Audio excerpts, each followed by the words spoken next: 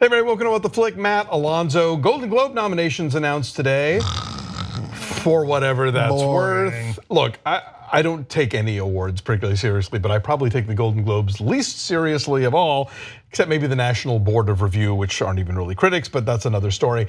Not a ton of surprises here. If anything, it's about what got left out. Surprise, 5 white guys got nominated for Best Director. Sorry, Greta Gerwig and Jordan Peele. Oh, okay, now I take it back. 4 white guys and Guillermo del Toro. But still, for like major diversity in this year's lineup, you have to go all the way to Best Supporting Actress. That's where you've got Octavia Spencer for Shape of Water, Hong Chow for Downsizing, and one other one, not Tiffany Haddish though. I was kind of annoyed about that. I hate the Golden Globes. I hate the Golden Globes. I hate the Golden Globes. I hate the Golden Globes. Why do you hate the Golden Globes? So look, a lot of the awards are silly, right? And the Golden Globes, just from the inception of it, from the very beginning, is this kind of alternate, like, hey, it's the press and we can jostle with them and impress them, and it's just, oh God, it just. Mary J. Blige for Mudbound, by the way, is the other supporting actor nomination. But no, I hear you. Like there has always been a sense with the Hollywood Foreign Press Association, earned or not, but there has been an assumption that if you go to enough luncheons and you pose for enough selfies with the relatively small, nice enough junket. Yes, right? And for the relatively small, it's like what, 75 people. Yeah, it's not less than 100 people. It's not a huge voting body, right? And if you consider the type of money that goes into campaign budgets, right, it's a relatively cheap awards to buy. Yeah, I said it. Yeah, they bought an award.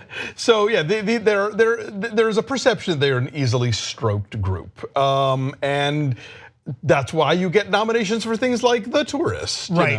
And they're not particularly obvious about who's in it, and some of the major organizations, some of the major outlets around the world that you think would be represented tend not to be. I know for a long time, I don't know if this is still the case, but say Le Monde from France was not represented in the Golden Globes.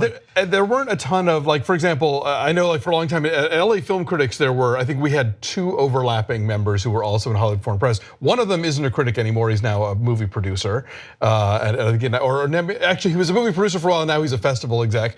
And the other one I'm not sure is still working as a critic, but for the most part, these are not like critics groups where it's people who that's their job to review movies and they see all the films in the year and they really have a sense of they've watched a whole ton of movies. This is more the people who write the fluffy personality pieces for their respective foreign publications, and so they like George Clooney a lot. They didn't like Suburbicon, to give them credit for that, but they tend to be swayed by celebrity. Celebrity, right?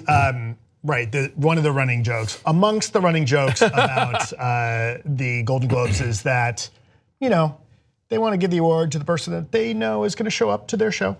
That certainly could be part of it. They do make a lot of money on that show, and they certainly want it to be rated well. To be fair, they also give away a fuck ton of money. They do philanthropically support a lot of film organizations in LA and around the world. I will give them that. In the same way that the Academy makes a ton of money on their show, but they also support a lot of educational programs, and they do good things with it. Okay, see, now I feel a little bad. But there's still a joke. Right, there's still a joke. But here I was actually going to say, instead of calling it the Golden Globes, could we just from now on call it the Starfucker Award? You are not wrong. I mean all right, so let's go down the list. And, okay, yes. Some of the snubs. No Greta Gerwig for Lady Bird. That's messed up. And same thing, no Jordan Peele.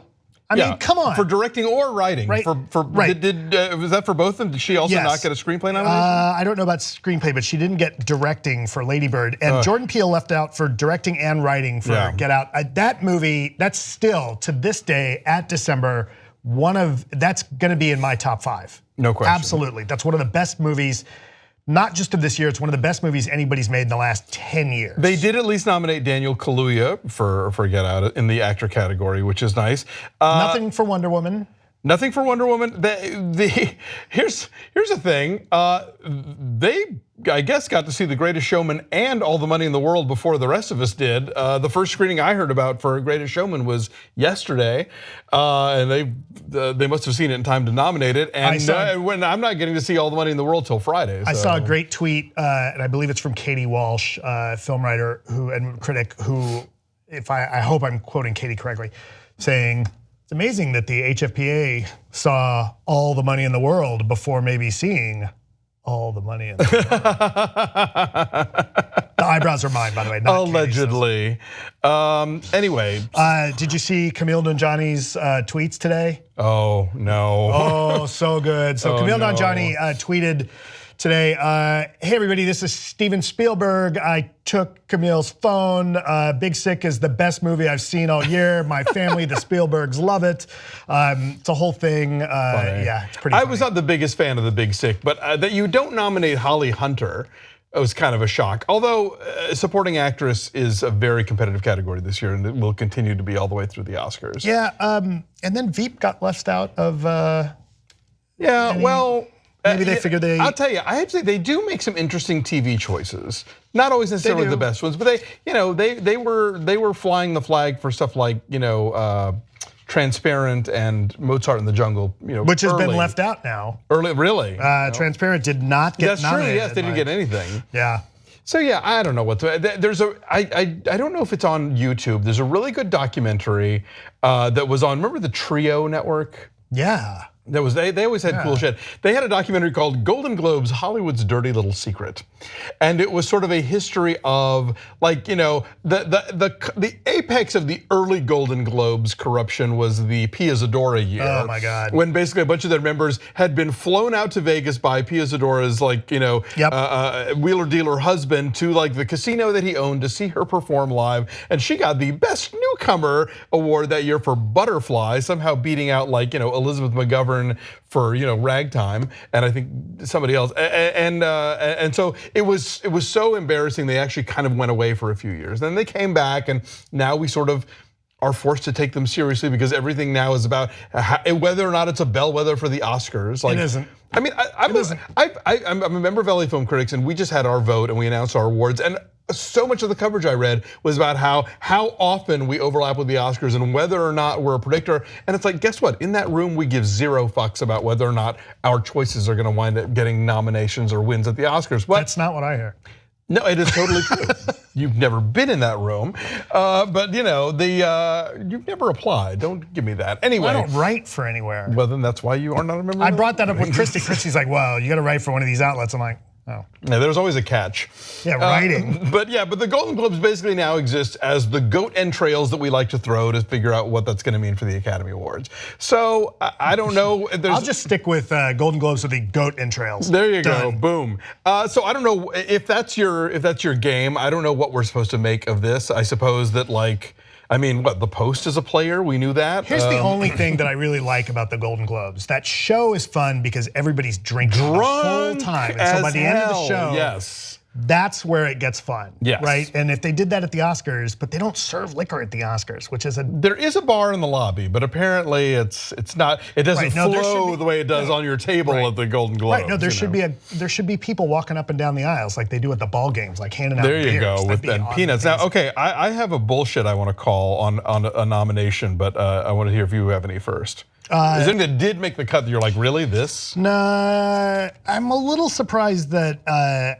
Ansel Elgort. Thank you. Baby Driver. That's a little bit. That's the one. But that's no more surprising than enough people saw All the Money in the World that it actually got nominations for anything. Well, this is a thing every year where there's always at least one movie in there that the American public goes, huh? That movie doesn't exist yet. How could you have seen it? The flip side is, I love that Plumber got the nomination. Yeah, right? well, that is Kevin Spacey. That's kind of a message, yeah. Right. But so even if they didn't see it in this particular case, okay. Yeah, no, I think they saw it. I'm going to give them the credit that they saw it.